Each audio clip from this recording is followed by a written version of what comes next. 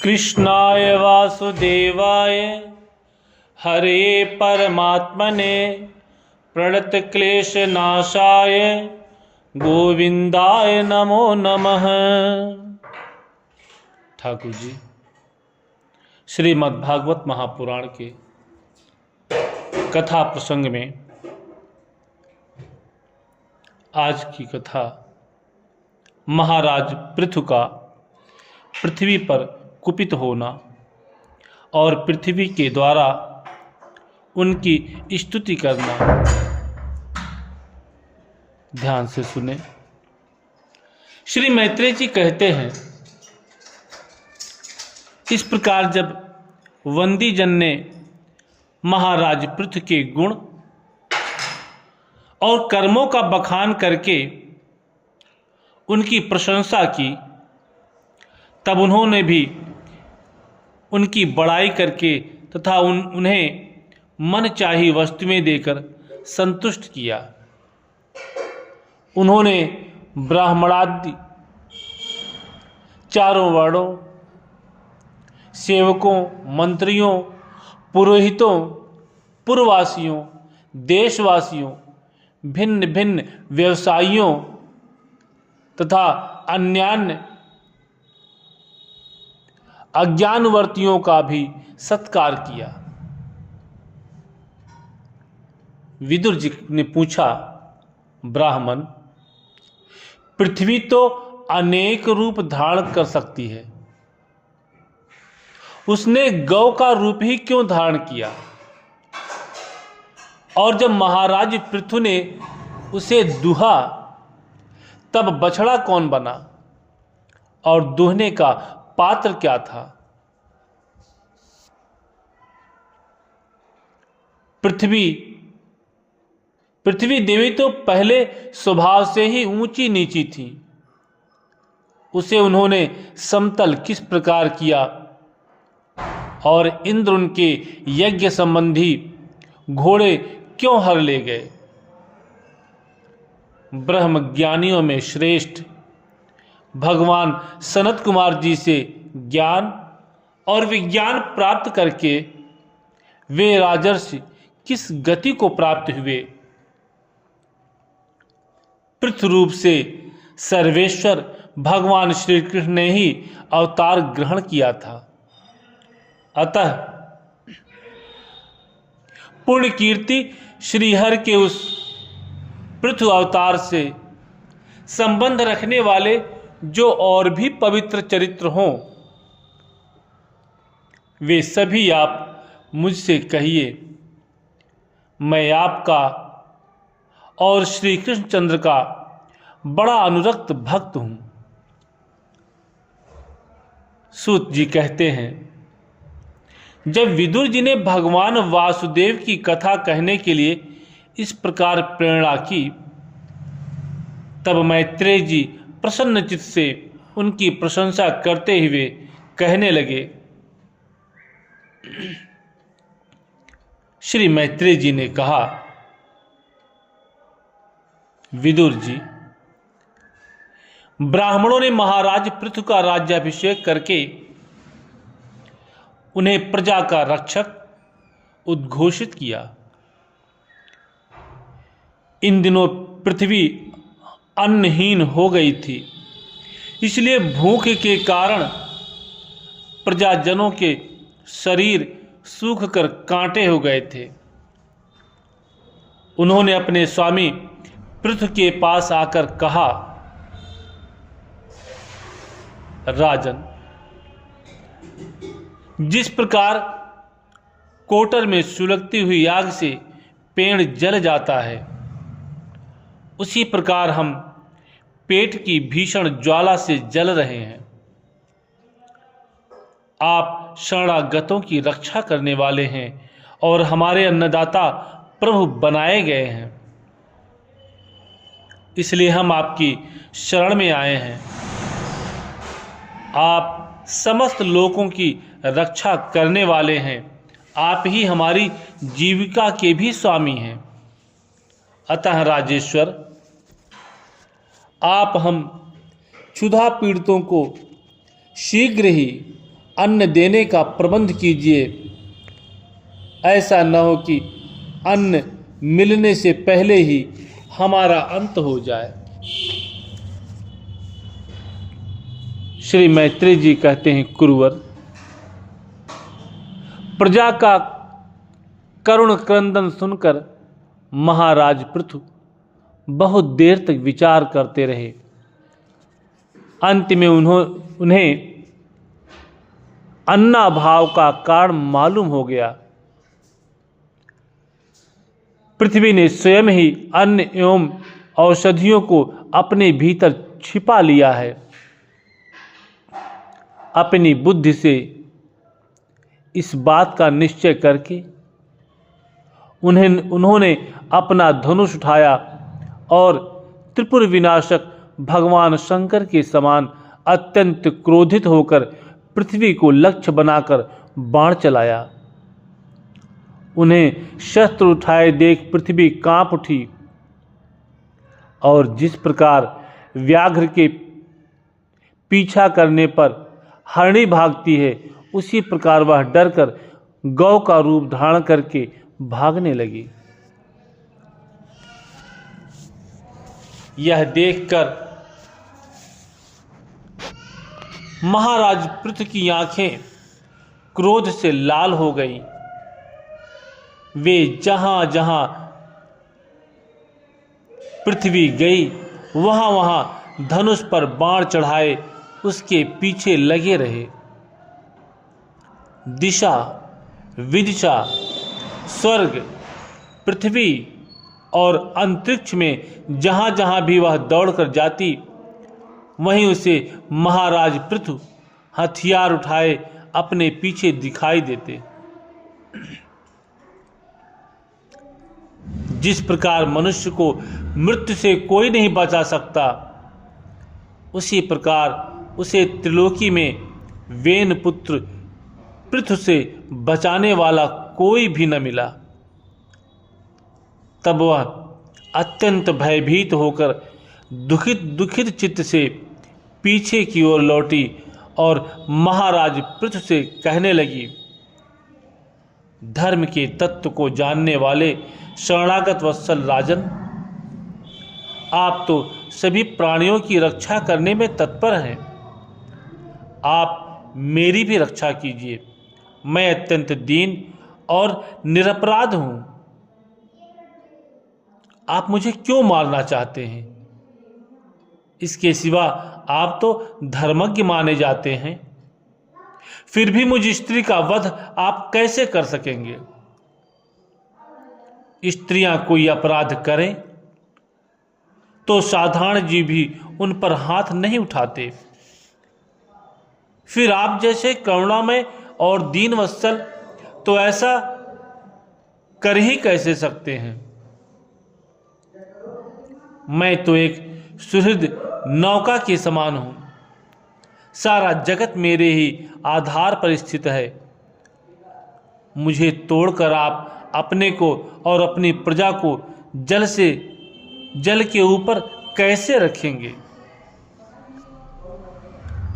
महाराज पृथु ने कहा, पृथ्वी, तू मेरी आज्ञा का उल्लंघन करने वाली है। तू यज्ञ में देवता रूप से भाग तो ले लेती है, किंतु उसके बदले में हमें अन्न नहीं देती। इसलिए आज मैं तुम्हें मार डालूंगा। तू जो प्रतिदिन हरी हरी घास खा जाती है और अपने थन का दूध नहीं देती, ऐसी दुष्टता करने पर तुझे दंड देना अनुचित नहीं कहा जा सकता। तू नासमझ है। तूने पूर्व काल में ब्रह्मा जी के उत्पन्न किए हुए अन्नादि के बीजों को अपने में लीन कर लिया है और अब मेरी भी परवाह न करके उन्हें अपने गर्भ से निकालती नहीं। अब मैं अपने बाणों से तुझे छिन्न भिन्न कर तेरे मद से इन क्षुधातुर और दीन प्रजाजनों का करुण क्रंदन शांत करूंगा। जो दुष्ट अपना ही पोषण करने वाला तथा अन्य प्राणियों के प्रति निर्दय हो, वह पुरुष, स्त्री अथवा नपुंसक कोई भी हो, उसका मारना राजाओं के लिए न मारने के ही समान है। तू बड़ी गर्वीली और मदोन्मता है। इस समय माया से ही यह गौ का रूप बनाए हुए है। मैं बाणों से तेरे टुकड़े टुकड़े करके अपने योग बल से प्रजा को धारण करूंगा। इस समय महाराज पृथु काल की भांति क्रोधमयी मूर्ति धारण किए हुए थे। उनकी ये शब्द सुनकर धरती कांपने लगी और उसने अत्यंत विनीत भाव से हाथ जोड़कर कहा। पृथ्वी ने कहा, आप साक्षात परम पुरुष हैं तथा अपनी माया से अनेक प्रकार के शरीर धारण कर गुणमय जान पड़ते हैं। वास्तव में आत्मानुभव के द्वारा आप अधिभूत अध्यात्म और आधदेव संबंधी अभिमान और उससे उत्पन्न हुए राग द्वेषादि से सर्वथा रहित हैं। मैं आपको बार बार नमस्कार करती हूँ।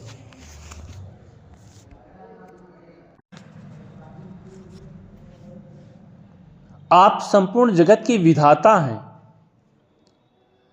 आपने ही यह त्रिगुणात्मक सृष्टि रची है और मुझे समस्त जीवों का आश्रय बनाया है। आप सर्वथा स्वतंत्र हैं। प्रभु, जब आप ही अस्त्र शस्त्र लेकर मुझे मारने को तैयार हो गए, तब मैं और किसकी शरण में जाऊं? कल्प के आरंभ में आपने अपने आश्रित रहने वाली अनिर्वचनीय माया से इस चराचर जगत की रचना की थी और उस माया के ही द्वारा आप इसका पालन करने के लिए तैयार हुए हैं। आप धर्मपरायण हैं, फिर भी मुझ गो रूपधारी को किस प्रकार मारना चाहते हैं? आप एक होकर भी मायावश अनेक रूप जान पड़ते हैं तथा आपने स्वयं ब्रह्मा को रचकर उनसे विश्व की रचना कराई है। आप साक्षात सर्वेश्वर हैं।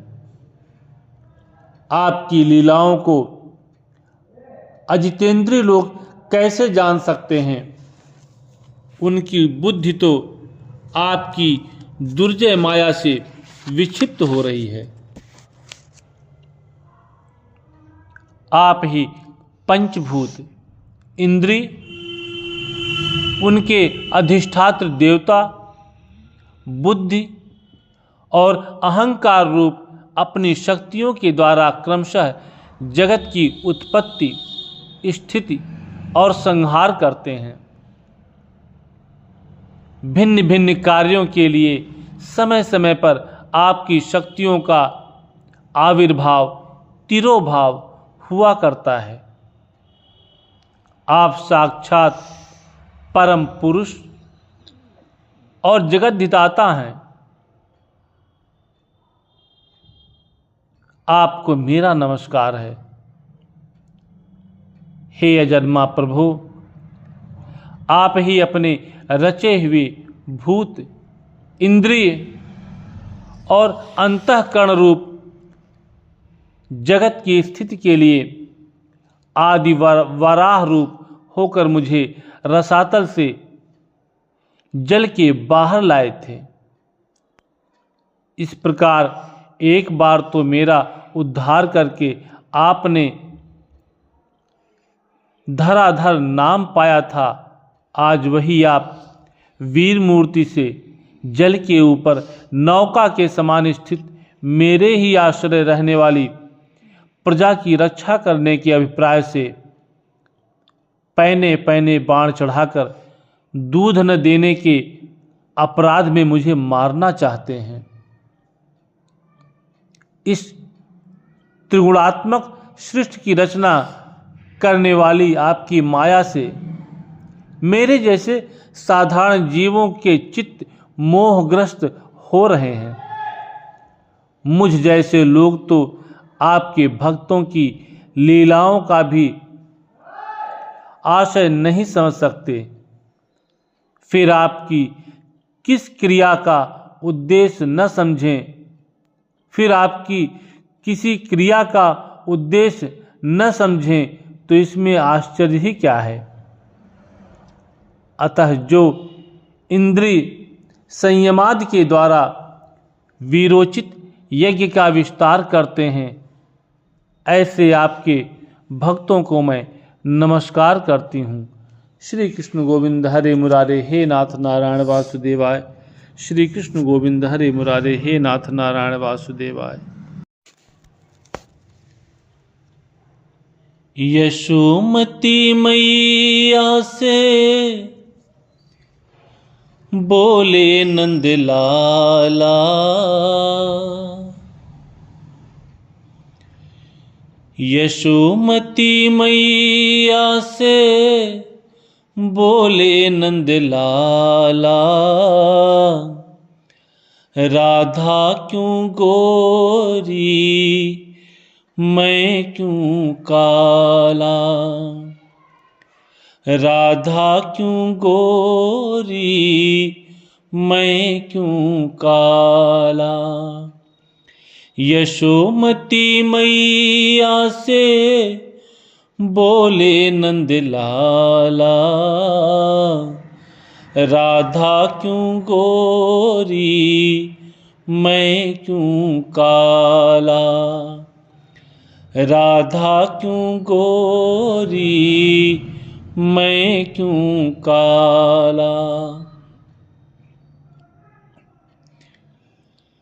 बोली मुस्काती मैया ललन को बताया, बोली मुस्काती मैया ललन को बताया, कारी अंधियारी आधी रात को तू आया, लाडला कन्हैया मेरा हो, लाडला कन्हैया मेरा काली कमली वाला इसीलिए काला। यशोमती मैया से बोले नंद लाला, राधा क्यों गोरी मैं क्यों काला, राधा क्यों गोरी मैं क्यों काला।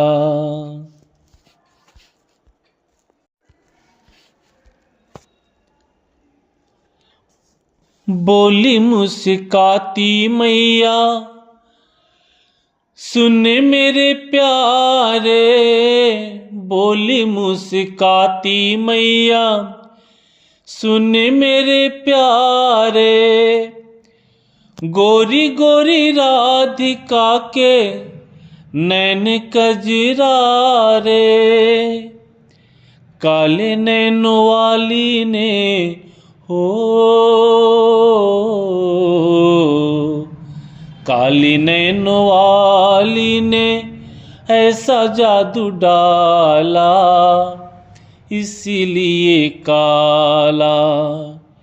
यशोमती मैया से बोले नंद लाला, राधा क्यों गोरी मैं क्यों काला, राधा क्यों गोरी मैं क्यों काला।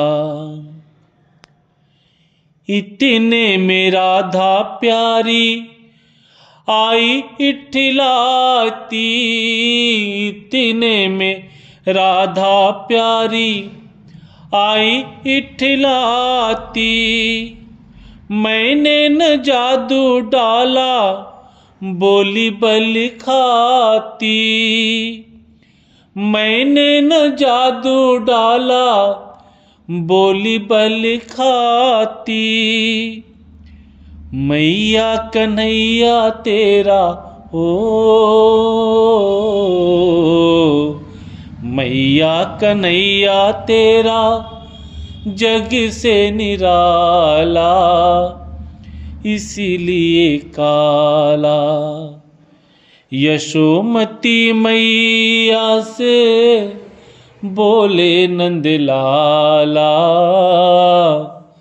राधा क्यों गोरी मैं क्यों काला, राधा क्यों गोरी मैं क्यों काला, राधा क्यों गोरी मैं क्यों काला। श्री राधा राशि श्री रम्या कृष्ण मंत्राधिदेवता सर्वाद्या सर्वंद्या वृंदावन विहारिणी वृंदा राधा रमा शेष गोपी मंडल पूजिता सत्या सत्यपरा सत्यभामा श्री कृष्ण वल्लभा वृषभानुसुता गोपी मूल प्रकृतिश्वरी गांधर्वा राधिका रम्या रुक्मिणी परमेश्वरी परात्परतरा पूर्णा पूर्णचंद विमानना भुक्ति मुक्ति प्रदा भवव्याधि विनाशिनी। श्री राधा श्री राधा श्री राधा। कृष्णाय वासुदेवाय हरे परमात्मने प्रणत क्लेश नाशाय गोविंदाय नमो नमः। कृष्णाय वासुदेवाय हरे परमात्मने प्रणत क्लेश नाशाय गोविंदाय नमो नमः। जय श्री कृष्ण।